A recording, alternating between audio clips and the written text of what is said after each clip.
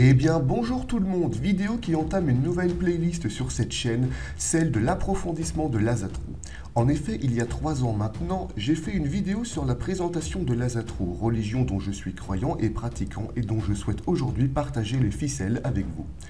Aujourd'hui, nous allons donc nous attaquer au courant de l'Asatrou et pourquoi il ne faut pas se précipiter avant d'entrer dans un groupe. La religion néo-païenne germanique est divisée en plusieurs courants, dont 2 très représentés. Nous avons d'abord l'Asatrou, donc qui porte la même appellation que la religion générique, et l'odinisme. Si ces 2 courants se divisent sur des points spirituels et religieux, les 9 nobles vertus, le caractère réel ou métaphorique des dieux et des mythes, ou bien encore le crédit donné aux textes sacrés comme la Volupspa ou le Havamal, la grande différence entre les deux est plutôt politique. Du côté de l'odinisme, où les plus grandes communautés se situent au Canada, aux États-Unis, au Royaume-Uni et en France, ce courant estime que l'entrée des membres dans la croyance germanique doit être réservée aux porteurs et descendants de l'ethnicité germanique. De plus, ce courant encourage grandement ses membres à une vision politique de droite ou d'extrême droite, voire clairement néo-nazie. Il oblige également les fidèles à suivre 9 nobles vertus inventées par un odiniste américain afin de mettre en avant les valeurs prétendues des anciens Germains et des Vikings.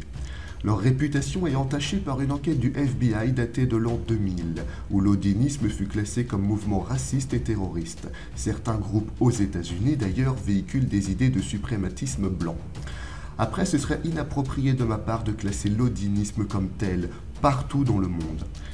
En France, les odinistes sont classables à droite ou au centre. Certains d'entre eux sont même apolitiques. Il serait injuste de définir l'ensemble de l'odinisme comme un mouvement d'extrême droite. Si aux États-Unis la plupart d'entre eux sont ainsi classés, en France, la communauté des fils d'Odin, elle, est neutre. L'Asatrou, elle, ne demande aucun critère ethnique pour en faire partie. Il suffit juste d'être croyant. Elle rejette aussi les nobles vertus ainsi que la politisation des fidèles, comme les interdits. À l'origine, les membres de ce courant étaient portés à gauche, voire à l'extrême gauche, mais depuis quelques années, l'Asatrou penche vers une vision purement apolitique. La gauche dans le monde elle-même penche vers des courants du racisme anti-blanc et de l'immigration folle. Ces individus ne sont donc plus attirés par une religion purement européenne et étant de civilisation germanique. Voilà pourquoi de nos jours, les Asatruards sont neutres politiquement. Le courant Asatrou se démarque aussi par une vision très écologique de la spiritualité germanique ancienne, le lien entre l'homme, la nature et les dieux, ainsi qu'une vision libre de la croyance que chaque fidèle est en droit de modifier selon sa propre vision. Le caractère métaphorique de la vision asatruarde donne une plus grande liberté à l'interprétation du fidèle. Je sais qu'il existe d'autres mouvements, Vanatrou, Nordisant, Odalisme, Folkish, etc. Mais je ne connais pas suffisamment ces courants, alors je vous invite à lire un excellent article d'un asatruard que je vous mets en lien dans la description.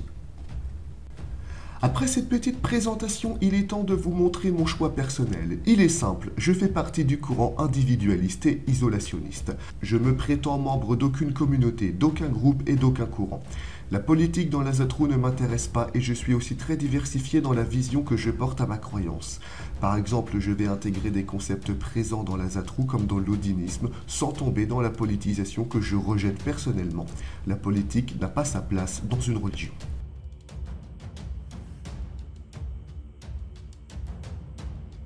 Déjà, si je dois avoir un conseil à donner, ce serait celui-ci. Vous n'avez pas besoin de faire partie d'un groupe pour être asatruard, ni d'être reconnu par d'autres. L'Asatrou étant une spiritualité qui peut parfaitement être individuelle, il n'y a nul besoin de reconnaissance d'un tiers pour s'en prétendre membre. Si vous entrez dans un groupe qui vous demande une indemnisation mensuelle, fuyez-le comme la peste. Même si les dons sont possibles dans le cas d'un projet commun d'une communauté, contrôlez toujours avec une extrême sévérité les gens à qui vous donnez. De plus, il n'y a absolument pas besoin de payer pour entrer dans un groupe. Dans certains cas, ils vous demanderont de remplir un questionnaire, mais s'ils vous demandent de sortir la carte bleue, fuyez. Comme dit plus haut, la grande différence entre les 2 courants majoritaires de l'Asatrou est la vision politique. Et parfois, dans votre recherche spirituelle, cela peut devenir un frein, voire un obstacle important. C'est d'ailleurs pour cela que beaucoup de communautés asatruards se développent dans une voie dite apolitique, que je trouve très bien. Et c'était tout pour aujourd'hui, j'espère que ce nouveau concept vous a plu. J'en ferai d'autres certainement, et si c'est le cas, n'hésitez pas à vous abonner, à liker, à commenter, et à partager la vidéo, pourquoi pas. En tout cas, moi je vous dis à une prochaine pour une autre vidéo. Ciao tout le monde!